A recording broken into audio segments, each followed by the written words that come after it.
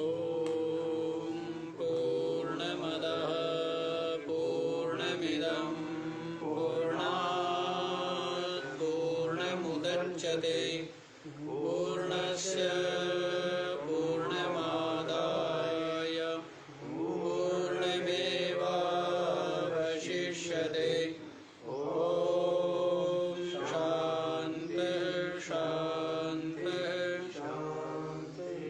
ॐ सहना भवतु सहनौ भुनक्तु सह वीर्यं करवावहै तेजस्विनावधीतमस्तु मा विद्विषावहै। ॐ शान्ति शान्ति शान्ति।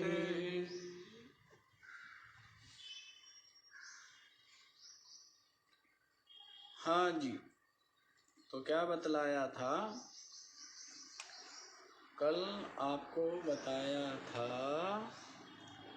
कि अधिष्ठान में भ्रांति से जो विविध कल्पना होती है, उन कल्पनाओं के नाश हो जाने पर क्या रह जाता है? एक जो अधिष्ठान है वही शेष बचता है। दृष्टांत दिया था रस्सी का। जैसे रस्सी में भ्रम से अनेकों विकल्प भासते हैं, लेकिन रज्जु तत्व का ज्ञान हो जाने से भ्रांति का नाश हो जाता है और फिर क्या रह जाता है? एकमेव रज्जु ही शेष रहता है। क्या रहता है? एकमेव रस्सी ही शेष रह जाता है। इसी प्रकार से ये जो संपूर्ण विभिन्न नाम रूपों वाला विश्व है, ये जो दृश्यमान विश्व है, विविध नाम विविध रूप विविध देश काल वस्तु इसमें भास रही है, इन सब का अधिष्ठान क्या है? किसमें अध्यस्त है? ये सब किसमें कल्पित है? तो ये सब का सब मुझ आत्मा में ही कल्पित है, भास रहे। ऐसी सूक्ष्म ज्ञान विज्ञानमयी दृष्टि जिसकी, जैसी दृष्टि वैसी ही सृष्टि है। वैसी तो सृष्टि है। एक व्यक्ति है, पुत्र की उसमें पिता दृष्टि है और उसके पिता की उसमें पुत्र दृष्टि है और उसके भाई की उसमें भ्राता दृष्टि है। अब जैसी दृष्टि है वैसा ही उनको भास रहा है ना। जिसकी जैसी दृष्टि, जो पिता मानता है उसको क्या लगता है? पिता है। जो भाई मानता है भाई है। जो पुत्र मानता है मेरा बेटा है। तो ये सब दृष्टि से ही क्या हो रही है? वैसे ही सृष्टि, वैसे ही व्यवहार हो रहा है ना। तो वैसे ही ये जो दृष्टि बनी हुई है बहिर्मुखी स्थूल, इस कारण से ये जो दृश्य जगत है यही सत्य भासता है। दृश्य जगत ही सत्य भासता है। जैसे स्वप्न काल में स्वप्न दृश्य भी सत्य ही भासता है। वो कौन सा झूठा भासता है? वो भी सत्य ही भासता है। इसी प्रकार से जगत भी सत्य भास रहा है। तो इसमें हेतु क्या हुई? इसमें हेतु आपकी दृष्टि ही है। हेतु क्या है? दृष्टि। दृष्टि ही तो है। दृष्टि से ही तो सब कुछ हो रहा है। जैसी जैसी दृष्टि बना रखी है, ये मेरा घर, ऐसी दृष्टि है, ऐसा संकल्प है तो आपको अपना भासता है? किसी को दूसरे को बेच देते हो तो फिर उसमें से ये संकल्प निश्चय दृष्टि हट जाती है, तब आपको वो अपना घर नहीं लगता है। लगता है क्या? नहीं लगता है। तो वैसे ही है, दृष्टि से ही आप शरीर बन गए, दृष्टि से ही आप मन बुद्धि इंद्रिया बन गए। और जब आप आत्मदृष्टि करें, क्या करें? आत्मदृष्टि करें कि मैं तो आत्मा साक्षी हूँ, चेतन हूँ, तब आप क्या हो जाते हैं? चिद्रूप ही हो। तो कल बता दिया था, जिस प्रकार से भ्रांति का नाश होने से रज्जु शेष रहती है, तद्वद विश्वम आत्मा स्वरूपम, इसी प्रकार से ये संपूर्ण विश्व भी अपना आत्म स्वरूप ही हो जाता है। क्या हो जाता है? अपना आत्मा ही रह जाता है, सब कुछ उसमें ही विलय हो जाता है। आप क्या हो गए? अविनाशी हो गए। क्या हो गए? जन्म मृत्यु रहित हो गए। आप अमरण धर्मा हो गए। तो बताइए, अब कहीं रोना रहा क्या? अब कहीं परिताप संताप रहा? कुछ नहीं रहा है। तो ऐसे पद में आप विराजमान हो गए हैं कि वो पद क्या है? अविनाशी ध्रुव पद है। बाकी जितने भी पद हैं सब अध्रुव पद है, सदा रहने वाले। ध्रुव ने भी तपस्या करके जो लोक पाया है वो भी अध्रुव ही है। वो भी क्या हो जाता है? ध्रुव लोक भी विनष्ट हो जाता है, प्रलय में विलय हो जाता है। लेकिन अपनी जो आत्मा है उसमें प्रलय सृजन स्थिति सब कल्पित है। हाँ? जैसे जल में बतलाएंगे बुदबुदा, तरंग, फेन, सबके सब क्या है? असंख्य उत्पन्न होते रहते, विलय होते रहते, और जल ज्यों का त्यों विराजमान रहता है। इसी प्रकार चेतन ज्यों का त्यों विराजमान है, और चेतन में स्व अज्ञान से विविध कल्पनाएं उत्पन्न होती रहती है और नष्ट होती रहती है। उत्पन्न और नष्ट होती रहती है। तो ये संपूर्ण विश्वम कल्पना मात्रम, संपूर्ण विश्व क्या है? कल्पना मात्र है, कल्पित। फिर बता दिया है, स्वयं ब्रह्मा, स्वयं विष्णु, स्वयं इंद्र, स्वयं शिवः, स्वयं विश्वमिदं सर्वं स्वस्मादन्यत् न किंचना। क्या बतला दिया है? स्वयं ब्रह्मा, ब्रह्मा भी कौन है? स्वयं ही है। स्वयं विष्णु, विष्णु भी कौन है? स्वयं ही है। स्वयं इंद्र, स्वयं शिव, इंद्र भी कौन है? अब यहाँ पर अहम ब्रह्मा, अहम विष्णु, अहम इंद्र, अहम शिव, अहम विश्वमिदं सर्वं, अहम अस्माद स्वस्माद अन्या न किंचना, कुछ भी नहीं है। मम भिन्नम न किंचना। तो मैं ही ब्रह्मा हूँ, क्योंकि ब्रह्मा जो नाम रूप उपाधि है वो तो अलग है, लेकिन उस ब्रह्मा में भी जो चेतन तत्व है वो एक ही है। वो क्या है? वो एक ही। ऐसे विष्णु में भी जो चेतन तत्व है, ऐसे ही शिव में भी जो चेतन तत्व है, ऐसे ही इस शरीर में वाणी के द्वारा जो बोल रहा है ये जो चेतन तत्व है, ये कोई अलग अलग है क्या? एक। ये क्या है? ये एक ही है। तो उसी दृष्टि से कह रहे हैं कि आप ही ब्रह्मा हो, आप ही विष्णु हो, और आप ही इंद्र और आप ही शिव हो। स्वयं इदं सर्वं विश्वम, और स्वयं ही क्या है? आप ही ये संपूर्ण विश्व है। स्वस्माद् अन्यत न किंचना, अपने से अलावा और कुछ भी नहीं, अपने अतिरिक्त और कुछ भी नहीं। बस कल बता, मैं ही मैं हूँ, यहाँ गैर का कोई काम नहीं। तो मैं ही मैं, सब मैं में ही कल्पित है ना। ये बात बतला दी है, आगे इसी को विस्तार दे रहे हैं। तो आप लोग देखिए 390वां श्लोक देखिए। अन्तः स्वयं चापि बहिः स्वयं च,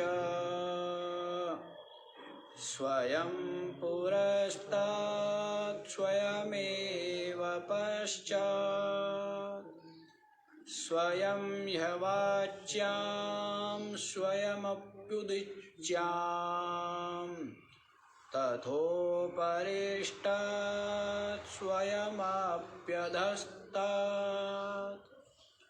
अन्तः स्वयं च अपि बहिः स्वयं च, स्वयं पुरस्तात् स्वयं एव पश्चात्, स्वयं हि अवाच्यां स्वयं अपि उदिच्यां, तथा उपरिष्टात् स्वयं अपि अधस्तात्। अन्तः स्वयं च अपि बहिः स्वयं च, सबके अंतर में भी क्या है? स्वयमेव। सबके अंतर में क्या है? जैसे आकाश है ना, समस्त उपाधियों के अंतर, जैसे घड़ा है, घड़े के अंदर भी क्या है? आकाश। और घड़े के बाहर भी क्या है? आकाश ही है ना। घड़े के अंदर भी और बाहर भी आकाश ही।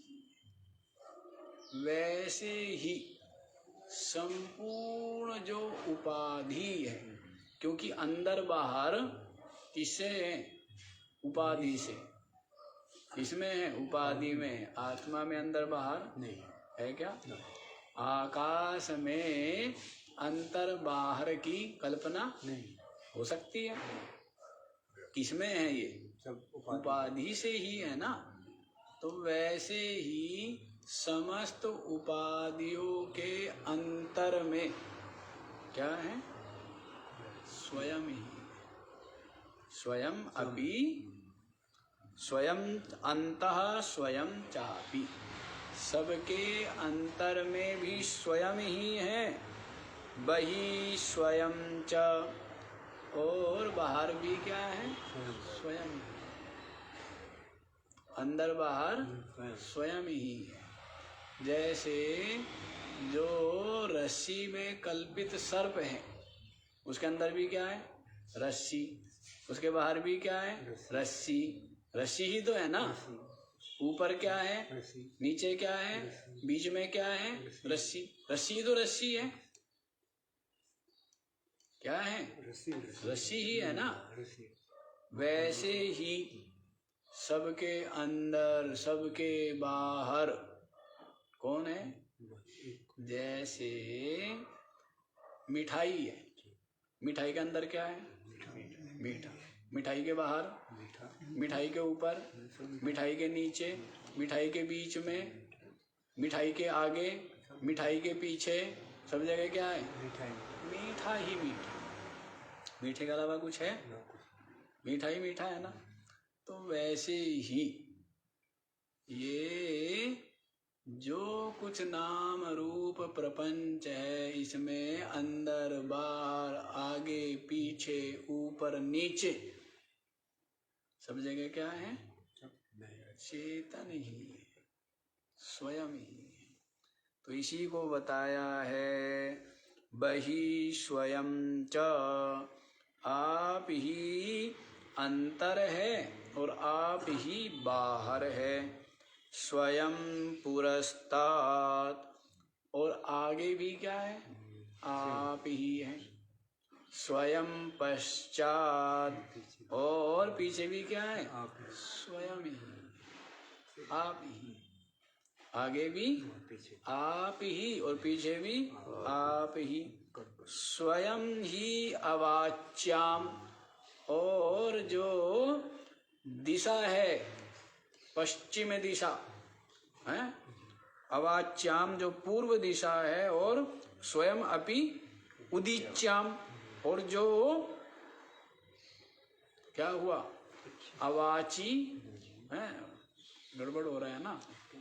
अवाची और उदीची, उदीची माने उत्तर दिशा हो गई है, और अवाची क्या होगी? दाएं बाएं बतला दिया है।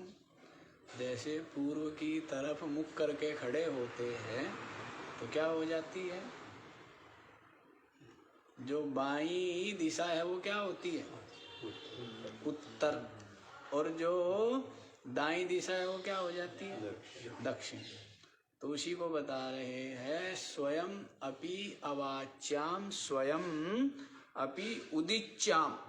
ओ स्वयं ही जो है वो दक्षिण दिशा है में स्वयं ही, आगे पीछे बता दिया ना, पहले क्या कह दिया? स्वयं पुरस्तात् स्वयं पश्चात, आप ही आगे आप ही पीछे। फिर अब दाएं बाएं रह गए हैं। स्वयं अपि अवाच्याम, स्वयं अपि उदीच्याम। तो अवाची दिशा में भी क्या है? आप ही है, और उदीच्याम जो उत्तर दिशा है उसमें भी क्या है? आप ही। तथा उपरिष्टात् स्वयं अपि अधस्तात्, और उपरिष्टाद माने ऊपर भी स्वयमेव, ऊपर भी क्या है? स्वयं ही है। और अधस्तात् स्वयं ही क्या है? नीचे भी स्वयं ही, नीचे भी क्या है? स्वयं ही। तो सब जगह क्या हो गया? जैसे मीठे का बता दिया, वैसे जैसे अब जल है, जल में तरंग है, तो उसमें क्या है? भीतर क्या है उस तरंग के? बाहर क्या है उस तरंग के? आगे क्या है उस तरंग के? पीछे क्या है उस तरंग के? ऊपर क्या है उस तरंग के? नीचे क्या है उस तरंग के? हैं? बाएं क्या है उस तरंग के? दाएं क्या है उस तरंग के? जल ही जल है ना। क्या है? जल ही जल है। इसी प्रकार से ये सब उपाधि के अंतर बाहर आगे पीछे दाएं बाएं ऊपर नीचे सब जगह क्या है? चेतन ही। क्या है? चेतन ही है, सबका सब चेतन में ही कल्पित है। चेतन में ही मन से कल्पित है, लेकिन ऐसी स्थूल बुद्धि हो जाती है। क्या हो गई? ऐसी स्थूल बुद्धि हो गई, जगत में जन्म जब से शरीर धारा और जगत में व्यवहार करते करते तो ऐसी स्थूल बुद्धि होती है। इसी को सत्य और सार समझता है, और जो परम सत्य परम सार है उसकी ओर, उसका तो सर्वथा अज्ञान ही है, उसकी ओर से सदैव उदासीन बना रहता है, सदैव उदासीन बना रहता है। और जगत वस्तुओं का संग्रह और रक्षण करके निर्भयता पाना चाहता है। लेकिन इसके द्वारा प्राप्त जो निर्भयता है वो कैसी है? वो ऐसी है जैसे कहते हैं कि बकरे की माँ कब तक खैर मनाएगी। बकरे की माँ कब तक खैर मनाएगी? हाँ, ईद आएगी और क्या होंगे? सारे बकरे क्या हो जाएगा? उनकी बलि दे देते हैं ना, क्या बोलते हैं लोग, करते हैं मुस्लिम लोग। तो वैसे ही है, जैसे बकरे का जन्म हुआ है किस लिए है? कि वो तो मार ही दिया जाता है। इसी प्रकार से ये संसार के सारे पद, वैभव, वस्तुएं, शरीर आदि सबकी क्या परिणाम है? सबका परिणाम वियोग मृत्यु ही है, नष्ट होना ही है। इसीलिए जो समझदार है, विवेकी है, वो अविनाशी पद को प्राप्त कर लेता है शरीर रहते रहते। शरीर रहते रहते क्या करता है? अविनाशी पद को प्राप्त करके और फिर जगत में निर्भय निश्चिंत रहता है। फिर क्या रहता है? शांत रहता है, क्लेश विक्षेप अशांति रहित रहता है। बताइए। और जो संसार के आश्रित पड़े रहेंगे, बिस्तर बना करके, संसार को बिस्तर बना करके सारी दुनिया इसी पर क्या कर रही है? शयन कर रही है। कोई शरीर में सो रहा है, कोई इंद्रिया प्राण मन में सोया हुआ है, कोई धन में बैठा हुआ सो रहा है, कोई पद में सो रहा है, कोई परिवार है विषय वस्तु में सो रहा है। सब के सब क्या पाएंगे? अभी भी दुख पा रहे हैं, दुख ही पाते रहे हैं, और आगे उनको सुख मिल जाएगा। क्या मिलेगा? क्या मिलेगा? अज्ञानी को सदा दुख है, अज्ञानी को, रागी को क्या है? सदा दुख है। सदा, जन्म से पहले भी, जन्म के पश्चात भी, और मृत्यु के केवल दुख। क्या है? केवल दुख है। और ज्ञानी, ज्ञानी क्या है? निरंतर आनंद में विराजमान है। क्या है? निरंतर, क्योंकि किसी भी विषय वस्तु का राग नहीं, उनकी आशा तृष्णा नहीं, उनका लोभ मोह नहीं, और निरंतर ज्ञान का दीप प्रज्वलित है कि मैं साक्षी हूँ, चेतन अविनाशी परम पद सच्चिदानंद ब्रह्म हूँ। वो क्या है? निरंतर ही आनंद में। अज्ञानी को कोई सुखी नहीं कर सकता, ज्ञानी को कोई दुखी नहीं कर सकता। समझ आई बात? अज्ञानी को संपूर्ण विश्व देकर है, और धरती के लोक परलोक के सारे मनुष्य लग जाए तो भी उसको सुखी नहीं कर सकते, क्योंकि उसका सुख मिटने वाला है, मिटेगा ही मिटेगा, क्योंकि उसकी सीमा है, वो नष्ट होना ही है, प्रलय होना ही है। उसको कोई सुखी कर सकता है? नहीं। और जो ज्ञानी है उसको कोई दुखी नहीं कर सकता, क्योंकि उसका अपना आत्मा अविनाशी है, सच्चिदानंद है, उसमें वो विराजमान है, और नाशवान वस्तुओं का के मध्य में रहते हुए भी इनकी आसक्ति से सर्वथा शून्य है। उसको कोई दुखी कर सकता है?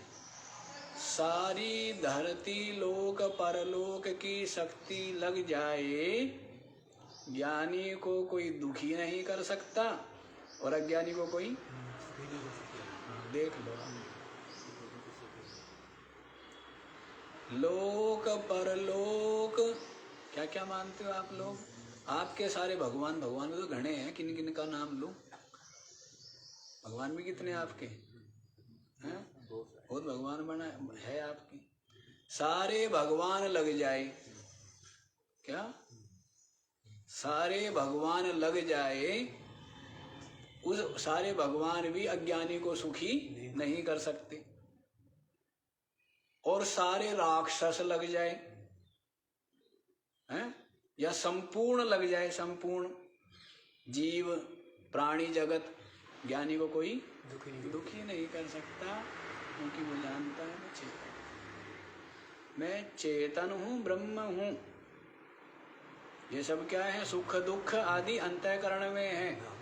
ये रोग भोग आदि क्या है? शरीर में है, मुझ में नहीं है। ऐसा जिसका चिंतन, निश्चय और अनुभूति है, परिश्रम किया है ना, जैसे सब लोग परिश्रम करते हैं, और नाशवान वस्तुओं का संग्रह करते हैं, सब परिश्रम कर रहे हैं, नहीं कर रहे हैं? चींटी देखो कितना परिश्रम करती है बेचारी। यदि उससे पूछा जाए, आप कहे कि हम ज्यादा परिश्रमी हैं, अब आप देखो, आप ज्यादा परिश्रमी हो या चींटी ज्यादा परिश्रमी है? बिना थके रुके बिना सोए क्या करती है? लगी रहती है ना, लगी रहती है, निरंतर प्रयत्नशील है। तपस्या कर रही है। मिल क्या रहा है? कुछ मिल रहा है?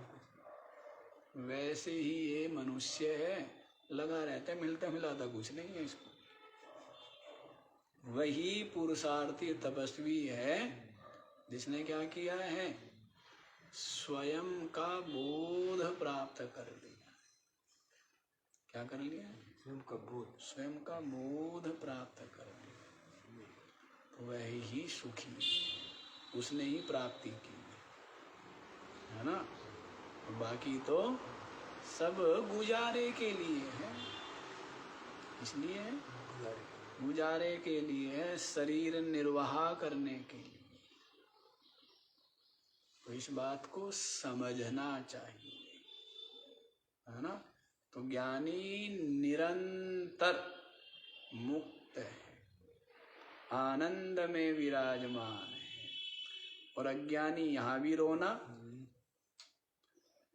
अज्ञानी का, रागी का, लोभी का, विषयासक्त भोगासक्त का यहाँ भी रोना, हर क्षण रोना। मरने के बाद सुखी हो जाएगा, सारी दुनिया मर जाती है ना, मर के क्या हो जाएंगे? कौन सा सुखी होना है? कोई सुखी नहीं होना है, महान दुख भोगना है। जब तक तेरा विवेक नहीं जगेगा, जब तक तू अपने चित्त को वासना रहित नहीं करेगा, जब तक इन विषयों को नहीं छोड़ेगा, कोई तेरे को सुखी नहीं कर सकता। किसी भगवान को तू कुछ करता है, किसी भगवान को झूठ कपट, वो भगवान आपके भोले हैं। आप कहते ही हो, अगले को पहले सामने गाली दे रहे हो, भोले भाले नाथ कहते हैं। महाराज आप में तो अकल तो है नहीं, क्या कहते हो? आप तो भोले हो ना, क्या कह रहे हैं? भोला से तो वहां कहते थे बावड़ा से। तो वैसे आप अपने क्या कहते हो? शंकर जी को क्या भोला है? तो भोला मतलब अरे इसने ना बेरा कि मैं भी तो भोला से, इसको कुछ नहीं पता है। तो बताओ, आपका तो भगवान भी आपने क्या, बस जो मैं दिख रहा हूं ना, और जो दिखा रहा हूं वही देखना, बाकी जो मैं हूं वो ना दिख जाए। मैं तो क्या हूं? वही झूठ छल कपट राग द्वेष काम क्रोध लोभ मोह भरे पड़े। और सामने दिखाता क्या है? सामने दिखाता है दीपक जला रहा हूँ, आरती उतार रहा हूँ, बड़ा प्रसन्न हूँ। वही दिखता होगा, जो आप है वो दिखता नहीं होगा। ऐसा भगवान है आपका। भगवान तो वह है जिसको आप, जो आपके हृदय में बैठा हुआ है। कहाँ बैठा है? भगवान आपसे दूर है ही नहीं, और सारी चालाकी चतुराई तुम्हारी सारा पता है। नहीं पता है? हैं? छिपा ले। क्या कर ले? छिपाता फिर तू छिपा ही ले। क्या छिपाएगा? हैं? जो अंतर में बैठा हुआ है सब पता है।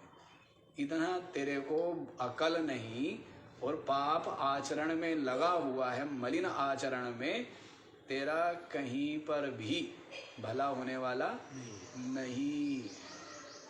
भला तब होगा जब तू अपना भला करना चाहेगा। अपना भला करना क्या है?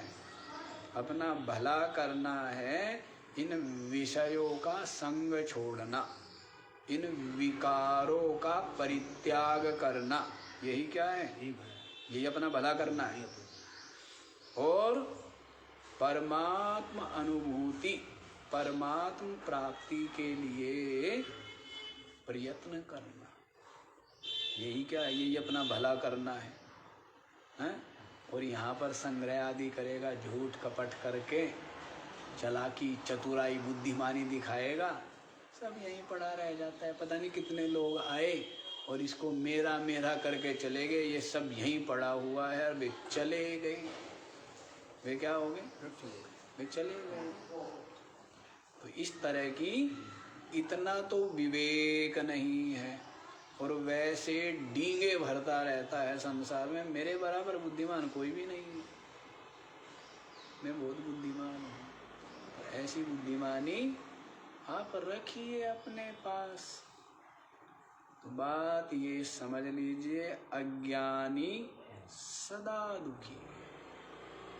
जिसका अपना मन इंद्रिया वश में नहीं, जिसके चित्त में आशा तृष्णा का डेरा लगा हुआ है, जो विषयासक्त है, देहासक्त है, वो क्या है? वो निरंतर दुखी ही दुखी है, निरंतर दुखी। शरीर रहते रहते भी वही अशांति, वही भय, क्या है? वही आशंका। शरीर छूटने के बाद भी, मरने का भी भय, और छूटने के बाद तो भी उसको कोई शांति मिलने वाली नहीं है। उसको क्या मिलेगी? संपूर्ण अशांति ही अशांति। तेरे को जाना है तो उठ के वहीं चला जा, और यहाँ से वहाँ देखने की जरूरत नहीं है, इधर को बैठा करो।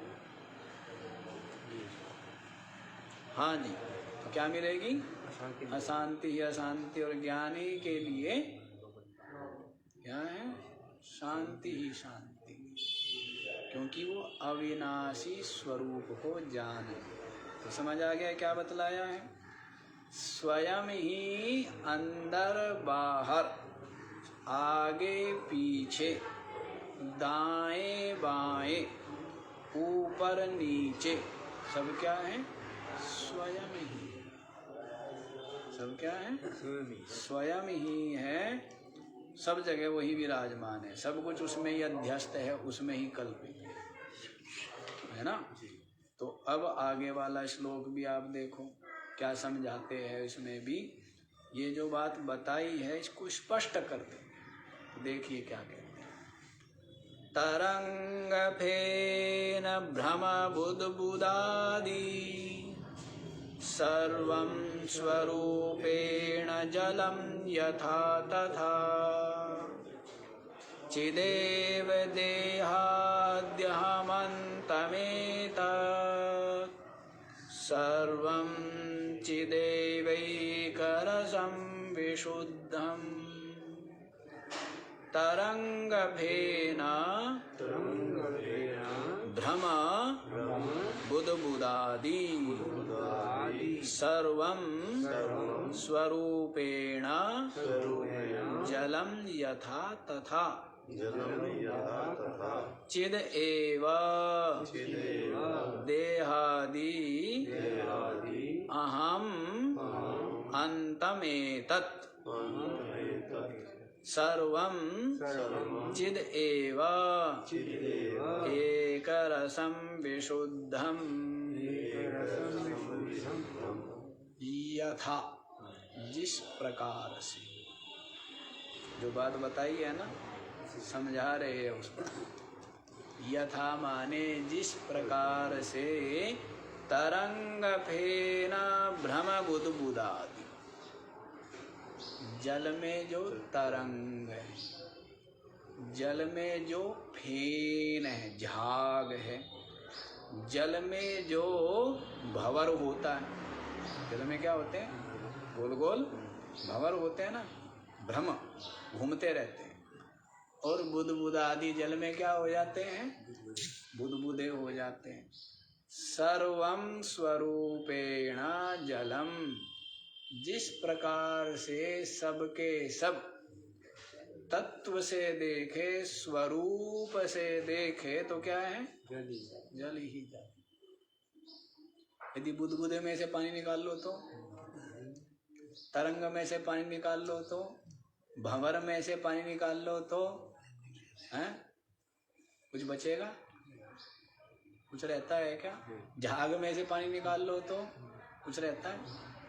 क्योंकि वो जो झाग बना है, बुदबुदा बना है, तरंग बनी है, भंवर बना है, किससे बना है? जल ही जल है। ऊपर नीचे आगे पीछे क्या है उसमें? जल ही है ना। क्या है? अंदर बाहर सब जगह जल ही है।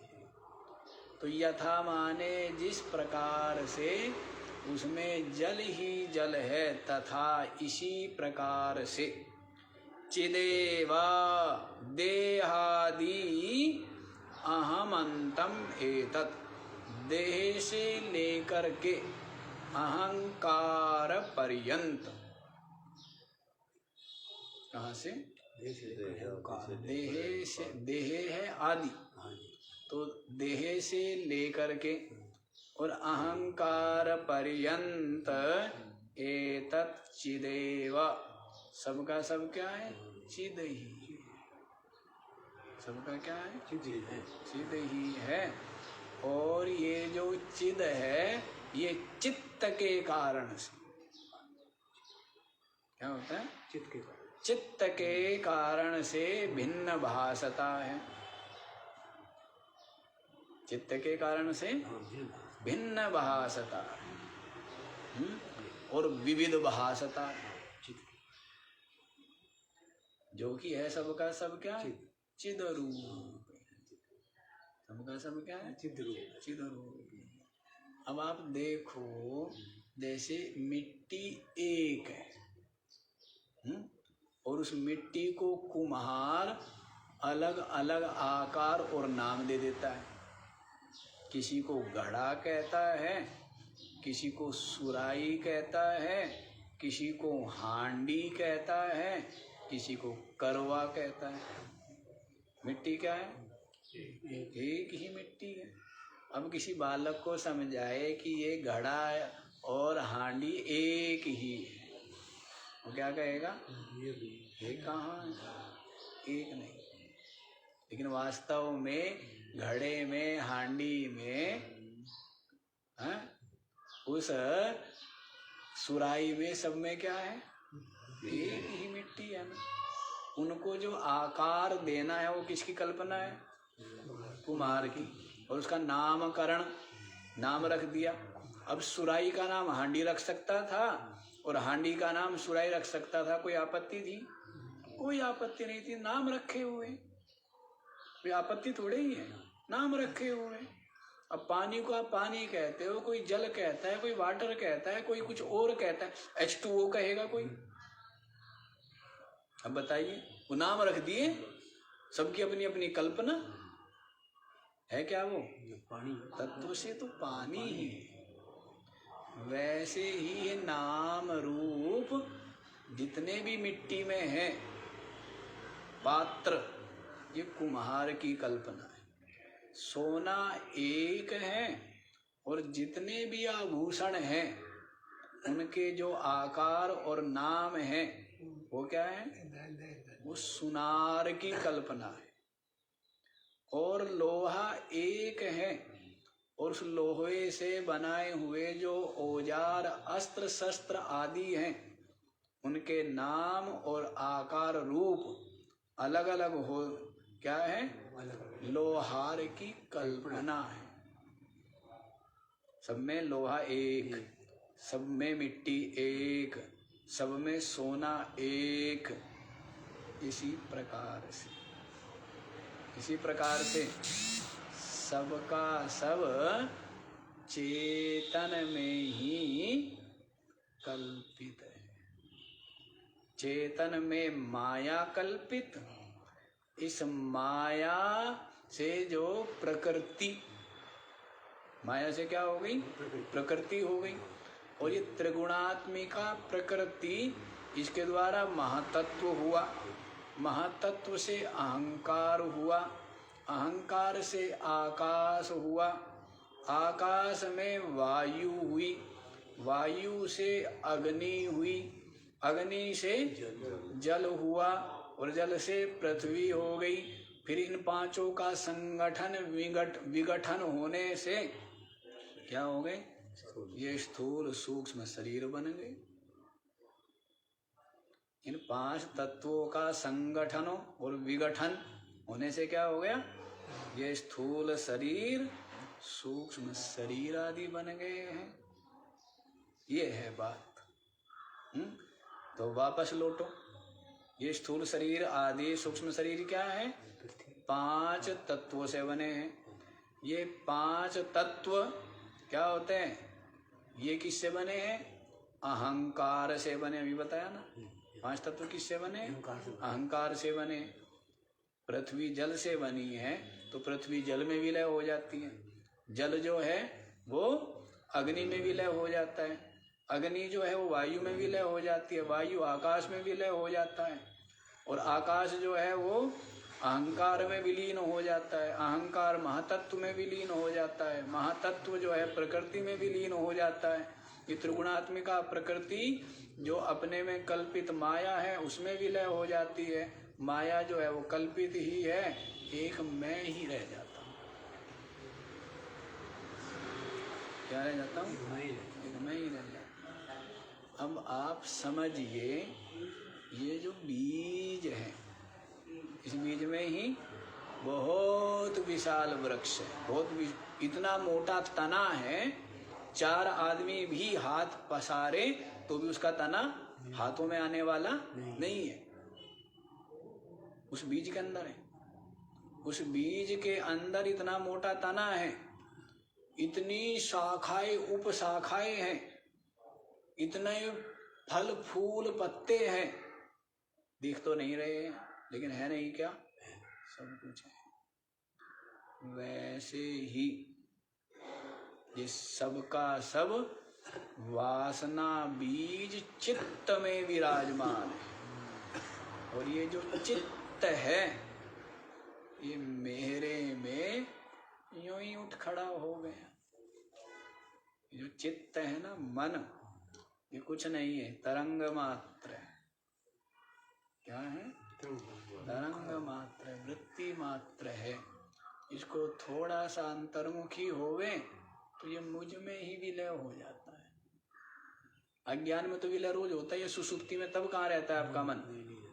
अज्ञान। आपका मन तब कहाँ रहता है? शरीर में रहता है क्या? धन में रहता है क्या? परिवार में रहता है क्या? कहाँ रहता है? अविद्या में विलय हो जाता है, अविद्या में विलय हो जाता है। तो वैसे ही ज्ञान होने पर अपने स्वरूप में विलय हो जाता है। तो क्या रह जाता है? अपना स्वरूप ही रह जाता है। यही वास्तविकता है। और ये जो भाष्यमान विश्व है, जगत है, क्या है? कल्पित है, कल्पना मात्र है। लेकिन आप लोगों की तो इसी में ही, और इतना सुंदर इसका क्या दिया है? इतना सुंदर साधन पथ आपको बता दिया, इससे सुंदर और नहीं हो सकता था। कि आप जो इसमें राग बना हुआ है, दृश्य जगत में राग बना है ना, सुख बुद्धि बनी हुई है। हम ये नहीं कहते कि इसमें सुख है या नहीं, हम क्यों कहें? पर हम केवल ये कहते कि आप विचारिए। क्या कीजिए? आप बिल्कुल स्वस्थ शांत चित्त होकर विचार करो, सुख है या जीवन भर बेचारा दुख के ही पहाड़ को ढोता रहता है। क्या करता है? दुख तो पहाड़ों को ढोता है जीवन जीवन भर दुख के पहाड़ को ढोना, और इसमें ही क्या मानता है? इसी में सुख मानता है। नहीं, इसमें ही अपने आप की चतुराई समझता है। वो आता है ना रज्जब के लिए, पता नहीं किस रज्जब तय गज्जब किए, सिर पर बांधा मोड़ है, रज्जब तय गज्जब किया, सिर पर बांधा मोड़, 2 दिनों के कारण क्यों गुंदवा वह शीश, ऐसे करके आता है। रज्जब तय गज्जब किए, भूल गया। तो उसमें यही आता है कि 2 दिनों का जीवन, और इसमें क्या कर रहा है? इसमें फंस जाता है घर गृहस्थी के झमेले में, घर गृहस्थी के झमेले में फंस जाता है, क्योंकि विवेक नहीं है। क्या? विवेक नहीं है। इसलिए अत्यंत दुख रूप, बंधन रूप, अशांति प्रद इन विषयों में क्या मानता है? सुख मानता है। क्या मानता है? सुख। बड़े ही आश्चर्य की बात है। लेकिन अब आश्चर्य उल्टा हो गया। विषयों की आसक्ति से जो रहित है आज के समय में, वो क्या है? वो आश्चर्य की बात है। जबकि आश्चर्य की बात क्या होना चाहिए? विषयों की जो आसक्ति करे वो मतलब जो अत्यंत मलिन, घृणित, दुख रूप, बंधन रूप, अशांति प्रद इन विषयों की चाह करे, ये आश्चर्य होना चाहिए, नहीं? लेकिन आप देखो कितनी बुद्धि मलिन हो गई, कितनी बुद्धि मलिन हो गई कि जो अत्यंत मलिन दुख रूप है उसमें सुख मानता है, उसकी प्राप्ति अपने जीवन का सौभाग्य समझता है, इसकी प्राप्ति के लिए चतुराई है, चपलता करता है। कितना आश्चर्य की बात। सृष्टि के आरंभ में कहते हैं ब्रह्मा जी ने सनकादियों को उत्पन्न किया, नारद आदि को उत्पन्न किया, प्रचेता गणों को उत्पन्न किया, सबको कहा भाई ये घर गृहस्थी करके और क्या करो, वो करो, विस्तार करो सृष्टि का। सबके सब कहने लगे इतने बेवकूफ थोड़े ही हैं, इतने बेवकूफ थोड़े ही है कि इसमें फंस जाए, इतने मूर्ख नहीं है हम। सबके सब साधना करने चले गए और अपने तत्व को, परमात्मा तत्व को खोजने के लिए ही अपना जीवन लगाए। तो वे लोग तो समझते थे कि ऐसा कौन मूढ़ होगा जो इस संसार में फंसेगा, ऐसा कौन? अब थोक के भाव मिल जाते, जितने चाहो उतने मिल जाएंगे, कमी है, हैं? कीट पतंग से लेकर और ब्रह्मा पर्यंत सबके सब क्या मानते हैं? विषयों में ही सुख समझते हैं, जितने चाहो उतने मिल जाएंगे, और उसको आश्चर्य समझते जो इन विषयों की, इन मलिन, असार, दुख रूप, बंधन रूप, अशांति प्रद गुलाम बनाने वाले इन विषयों की आसक्ति जो छोड़ दे तो वो आश्चर्य मानते उसको। वो आश्चर्य की बात थोड़ा ही है, बस उसको थोड़ी सी समझ है, ये आश्चर्य की बात है, थोड़ी सी समझ है उसको, ज्यादा समझ नहीं चाहिए। कितनी समझ चाहिए? थोड़ी सी समझ चाहिए। और ये थोड़ी सी समझ ही आदमी में होती नहीं, और क्या करता है? उड़ जाता है। इन विषय पद प्रतिष्ठा के संग्रह में ही पूरा जीवन बताइए। ये सब क्या है? ये सब बुद्धि की मलिनता और कायरता और संग दोष का प्रभाव है। संग किनका कर रहा है? बहुत बुद्धिमानों का संग कर रहा है। किनका संग कर रहा है? बुद्धिमान। बुद्धिमान मतलब हाँ, जो संसार में लगे हुए उनको बुद्धिमान मानता है ना। संग कर रहा है, मूर्खों का संग करता है। वो दिमाग में वही घुसा के रखते हैं, इनका संग करें, संग मिले तो केवल संतों का संग मिले। कैसे संत? जो आशा तृष्णा कामना वासना रहित है, ऐसे निर्मल संत, ऐसे निर्मल संतों का संग मिले, जिनके दर्शन आचरण से शिक्षा प्राप्त करके हम अपने जीवन का उत्थान करें, ऊपर उठाए अपने आप को। तो संग संतों का मिलना चाहिए। अब जिसके पुण्य उदय होते हैं वही संतों के दर्शन करके क्या करता है? अपने आप का उत्थान करता है। और जिसका पुण्य उदय नहीं होते, मलिन, गुरु के संग में भी मलिन का मलिन ही बुद्धि बनी रहती है। उसकी बुद्धि वैसी की वैसी मलिन, वैसी की वैसी अत्यंत निकृष्ट बुद्धि बनी रहती है। पाप में, विकार में बुद्धि डूबी रहती है। तो अहित किसका करता है? नरक में किसको लेकर के जा रहा है? अपने को लेकर के जा रहा है ना। किसी को क्या फर्क पड़ता है? कोई फर्क पड़ता है?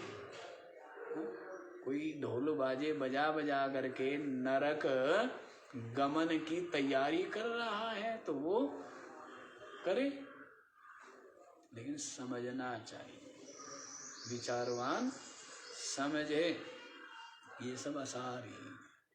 तो पथ बता दिया ना कितना सुंदर, कि सबसे पहले तो ये आसार ही है, फिर ये मिथ्या ही है, और फिर बस मैं ही हूँ चेतन साक्षी। ये प्रक्रिया है। प्रक्रिया इसलिए बता रहा हूँ क्योंकि आपकी बुद्धि में दूसरी प्रक्रिया बैठी हुई है। क्या प्रक्रिया बैठी हुई है? संसार ही सत्य है, यही सब कुछ है, यही सुख रूप है, और बस यही है। ये प्रक्रिया बैठी हुई, निकल गई नहीं निकली है? सत्संग में निकली, अब तक भी नहीं निकली क्या? कि ये कुछ भी नहीं है, ठीक है ना। साधक के लिए, मुमुक्षु के लिए, तत्व जिज्ञासु के लिए ये क्या है? ये संसार, पीछे बताया था ना, मोक्षस्य कांक्षा यदि वै तवास्ति त्यज्याति दूराद विषयान विषम यथा। क्या बोला? यदि तुझे मोक्ष की आकांक्षा है तो दूर से ही विष के सदृश इन विषयों का क्या कर? परित्याग कर। ये सब के सब विषय विषय नहीं है, ये क्या है? विष। बहिर्मुख बनाते हैं, गुलाम बनाते हैं। सुख क्यों इनमें खोजता है? मिलता बहुत सुख है, सुख मिलता है, सुख मिलता है। मिल गया क्या किसी को? थोड़ा बहुत मिला हो तो बताना भाई, खबर दो। यहाँ भी क्या करो, इन विषयों में सुख मिलता है, खबर दो आ करके। क्यों जी बूढ़ो क्या खबर लाए हो? के महाराज है तो दुख रूप। फिर निकल चलो ना। कह जी बस हम हो गए वृद्ध, अब हमारे में इसमें से, इस दलदल में से निकलने का साहस भी नहीं है। बड़ा आश्चर्य की बात। बूढ़ों से हम क्या पूछ रहे हैं? अनुभव पूछ रहे हैं। क्या खबर लेकर के आए संसार में से? दुख लेके आए। जब बहुत पहली बात है, उस समय तो विद्यार्थी था, मैं पढ़ रहा था। एक बूढ़ा पगड़ी बांधे हुए, बहुत बूढ़ा था, करीब 80-90 वर्ष का होगा।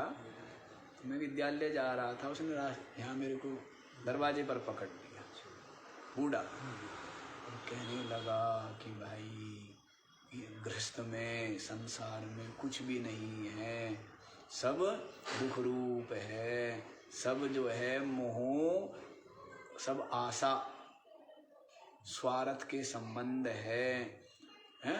इस तरह से बूढ़ा कहने लगा।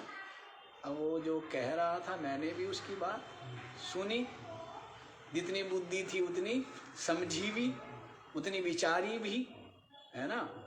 फिर उस बूढ़े को, अब उतनी तो बात मैंने नहीं कही, लेकिन अब मैं वो बूढ़ा कहता तो मैं उससे पूछता, आपने ये तो खबर लेके आए आप, क्या खबर है आपका, क्या अनुभव है? कुछ नहीं है। संसार में सब स्वार्थी है, स्वार्थ से ही क्या करते हैं, स्वार्थ लाख करे ही सब प्रीति, स्वार्थ से ही प्रीति कर रहे हैं सब, हैं। जब तक उनकी आशाएं पूरी हो तब तक प्रेम दिखलाएंगे, और नहीं तो फिर कोई संबंध नहीं, कोई मतलब नहीं है। तो ये तो आप खबर लाए, लेकिन निकल जाओ ना आप। कह जी नहीं, अब उन गद्दों पर सोते सोते अभ्यस्त हो गए। गद्दों पर सोते सोते क्या हो गए, अभ्यस्त हो गए। वैसे ही आपका मन जो है वो संसार में ही पड़ा पड़ा वहीं का क्या हो गया, ये सोचता है कोई भगवान आके निकालेगा। क्या करेगा, भगवान आएगा रात को चुपके से, और क्या करेगा, हमारे मन को संसार शरीर विषयों से निकाल देगा। ऐसा ये तो स्वयं ही प्रयत्न करना पड़ेगा। इस जन्म में कर, 1000 लाख जन्म रोते हुए, भोगते हुए, दुख पाते हुए तब करना तो पड़ेगा यही। इसके अलावा तो और कोई रास्ता है नहीं, कोई मार्ग ही नहीं है। स्वयं अपनी चादर मैली की है, स्वयं ही विवेक विचार के साबुन से रगड़ रगड़ कर, धो करके, ज्ञान जल के द्वारा इसका मैल धोना पड़ेगा। स्वयं ही, कोई दूसरा आपकी चादर धोने वाला नहीं है। ये बात बुद्धि में बैठा ली। चलिए यहीं पर आ जाइए, साधन बतला देते हैं ना। तो चिदेवा ये स्पष्ट बताया, जैसे जिस प्रकार से तरंग, फेन, भ्रमर है, भवर और बुदबुदा आदि क्या है, स्वरूपेणा सर्वम जलम, स्वरूप से सबके सब क्या है, जल ही है। उसी प्रकार से देहादि अहमंतम एतद चिदेव, देह से लेकर अहंकार पर्यंत सबका सब क्या है, चिद रूप ही है, स्वरूप से। सर्वम चिदेव चिद एव एक रसम विशुद्धम, सबका सब चिद एक रस। अपना चेतन आत्मा क्या है, एक रस है, एक रस, परिवर्तन नहीं है, परिवर्तन रहित, एक रस, नित्य, शाश्वत, अविनाशी, और क्या है, विशुद्धम, अत्यंत विशुद्ध।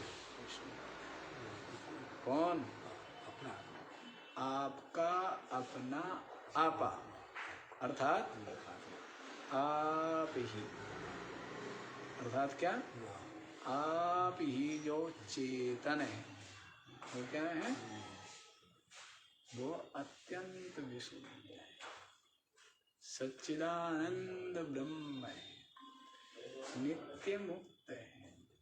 क्या है, नित्य मुक्त। अज्ञान से जो नित्य मुक्त मैं हूँ, अपने आप को बंधन में समझ लिया। अब शास्त्र और संत कृपा हुई तो क्या समझ हुआ, ज्ञान का प्रकाश हुआ। देखा क्या कि मैं तो नित्य ही मुक्त हूँ, नित्य ही मुक्त हूँ, नित्य ही सच्चिदानंद हूँ। मुझ में बंधन है ही नहीं, मुझ में क्लेश, अशांति, सुख दुख का प्रवेश है ही नहीं। समझ आ रहा है? आप क्या है, आप मुक्त हैं, आप मुक्त है, आप चेतन है, आप अद्वितीय है, आप स्वयं ज्योति है, आप सबके साक्षी है। नित्य मुक्त शुद्ध ब्रह्म आप है। नित्य मुक्त शुद्ध ब्रह्म आप है, निरंतर है। थोड़ा सा अपनी ओर देखो तो सही, संसार की ओर देखते हो, अविनाशी होते हुए नाशवान बन जाते हो, और अपनी ओर देखो क्या पाए? हाँ? ये तो होता है, देखने की तो बात है, देखने की बात है। यदि व्यक्ति देखे तो धनी हो जाता है, और ना देखे तो निर्धन हो जाता है। नहीं, आंखें ठीक है, या मान लीजिए चलो घर में रखा हुआ है, घर में धन गड़ा हुआ है, क्या है? घर में धन गड़ा हुआ है, पता नहीं है, तो इसलिए कंगाल है, और वो दिख जाए तो धनी है। वैसे ही है, अपना आत्मा दिखता नहीं है, इसलिए क्या है? कंगाल है। और जिसने अपनी आत्मा देख लिया वही क्या है? धनवान। अपनी आत्मा को जिसने देखा, ऐश्वर्य क्यों है चाहता, तू ईश का भी ईश है, तेरे चरण की धूलि पर ब्रह्मा झुकाता शीश है। जो नष्ट को है चाहता, सो आप होता नष्ट है श्रेष्ठ से भी श्रेष्ठ तू पर। ऐश्वर्य क्यों है चाहता, तू ईश का भी ईश है, तेरे चरण की धूलि पर ब्रह्मा झुकाता शीश है। तेरे चरण की धूलि पर कौन शीश झुका रहा है? ब्रह्मा झुकाता शीश। संतान किस लिए चाहता, क्यों भूत प्रेतन पूजता, तू विश्व भर का है पिता, इसका नहीं तुझको पता। पूरा अधूरा जाए बन, यह तो बड़ा ही कष्ट है श्रेष्ठ से भी श्रेष्ठ तू पर कमाल। संतान चाहता है, भूत प्रेतों की पूजा करेगा, है? संतान जैसे पैदा हो जाएगी और इसको मुक्त कर देगी। संतान क्या है? बस कहना आदमी का दुर्भाग्य है। आता है ना पुराणों में कि ये मेरी संतान क्या है, मेरा दुर्भाग्य ही पैदा हो गया। दुर्भाग्य ही जन्म लेके मूर्ति बन के सामने खड़ा हुआ है। नहीं खड़ा हुआ है, दुर्भाग्य तो होता है। कौन सा क्या कोई सुख दे देते हैं? उनके कारण से जीवन भर झूठ कपट करेगा, पाप करेगा, जीवन भर क्या करेगा? पाप का संग्रह करेगा ना जीवन भर, कोई पुण्य मिलेगा? विनी होंगे, कम से कम 2 पैसे है किसी सत्कर्म में, धर्म में तो लगाएगा नहीं? तो और बढ़िया, तो संतान का फायदा हुआ, नुकसान हुआ? कोई फायदा नहीं है। हाँ, पर दिमाग में भरे रहते ना संसारी लोग, यदि भाई संतान नहीं है तो हैं, वैतरणी पार नहीं होगा, ये नहीं होगा, पता नहीं कैसे कैसे बहकाए हुए हैं। संतान क्यों है चाहता, भूत प्रेतन पूजता, पता नहीं किस किस को पूजता रहता है। संतान के लिए तू विश्व भर का है पिता, इसका नहीं तुझको पता। तू क्या है? सबका सबका पिता है तू, सब तेरी संतान है, सब तेरे बाल बच्चे, सब क्या है? बाल बच्चे। हाँ, सब संतान है, ठीक है ना? पालनी नहीं, पोसनी नहीं, पालनी पोसनी नहीं है ना? हाँ, नहीं तो उनकी गंदगी उठाओ, स्नान आदि करो, वस्त्र बदलो, यही काम रहता है। विश्व भर का है पिता, इसका नहीं तुझको पता। पूरा अधूरा जाए बन, यह तो बड़ा ही कष्ट है तो पूरा, लेकिन संतान आदि को चाह करके क्या बन जाता है? अधूरा बन जाता है। श्रेष्ठ से भी श्रेष्ठ तू पर। अरे क्यों चाह करता है? चाह छूटी तो वैसे ही क्या है तू? मुक्त ही है। समझ लीजिए ये बात।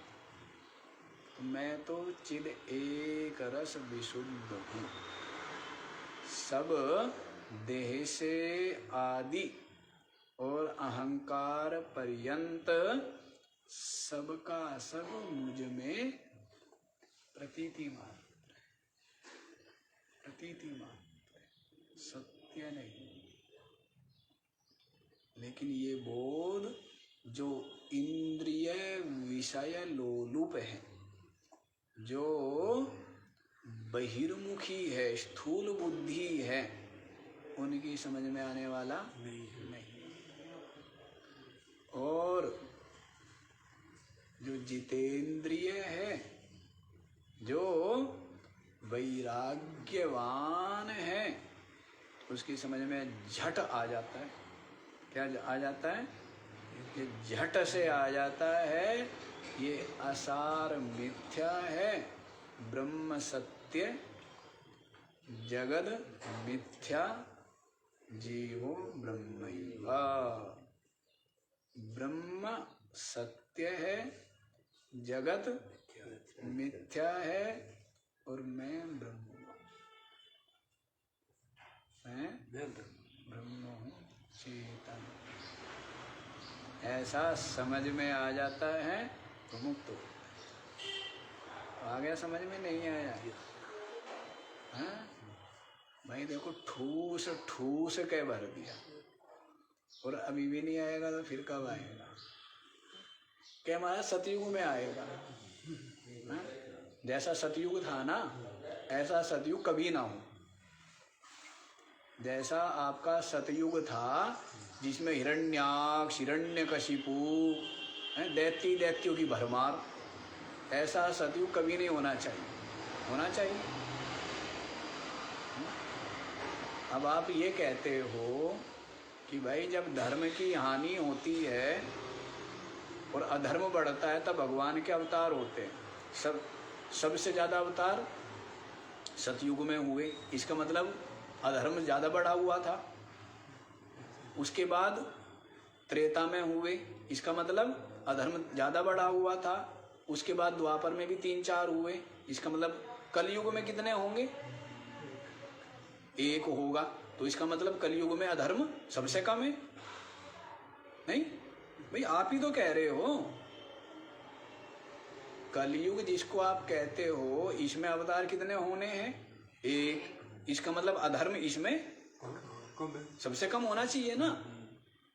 और सतयुग जिसमें अवतार सबसे ज्यादा हुए, इसका मतलब वहां पर अधर्म ज्यादा था। नहीं? अब आप ही देख लो, आपने लिख रखा है, हमने नहीं लिखा है। ठीक है ना? तो जैसा सतयुग आप कह रहे हो ना, ऐसा सतयुग नहीं चाहिए। त्रेता, ऐसा त्रेता भी नहीं चाहिए जहाँ भजन नहीं कर सकते, यज्ञ नहीं कर सकते, नाम नहीं ले सकते। ऐसे त्रेता का कोई लाभ है? ऐसा द्वापर भी नहीं चाहिए। हैं? पूरा अत्याचार अनाचार है, नहीं है? कितना अत्याचार अनाचार है। कलयुग ठीक है, शांति है। कलयुग क्या है? शांति है ना? नहीं शांति है? हाँ शांति है। अच्छे बुरे तो सदा ही बने रहे हैं। पहले भी कम दुष्ट नहीं होते थे। अब कहेंगे कि 50 साल पहले, 100 साल पहले कितने अच्छे लोग थे। अच्छे तो ये थे, जो ताकतवर था वो गरीब से सब कुछ छीन लेता था, है ना? कुछ अच्छाइयाँ थी, बहुत बुराइयाँ थी, सदा रहेंगी। ऐसी अभी भी कुछ ऐसा ही है, कुछ अच्छाइयाँ कुछ बुराइयाँ लगी रहती हैं। और इसलिए अब नहीं समझ में आएगा तो फिर कब आएगा? मेरा मतलब ये है, त्रेता में आएगा, सतयुग में आएगा। ये सतयुग, द्वापर, त्रेता, कलयुग, ये सब कल्पित है, ये नाम रख दिए गए, है ना?